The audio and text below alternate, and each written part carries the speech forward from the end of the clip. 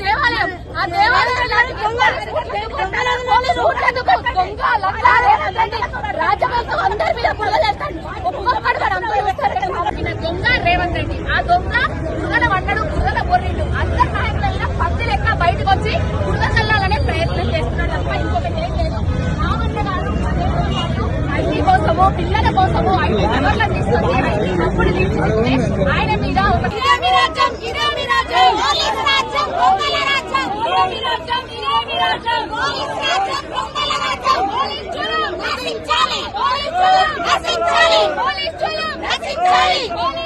నశించాలి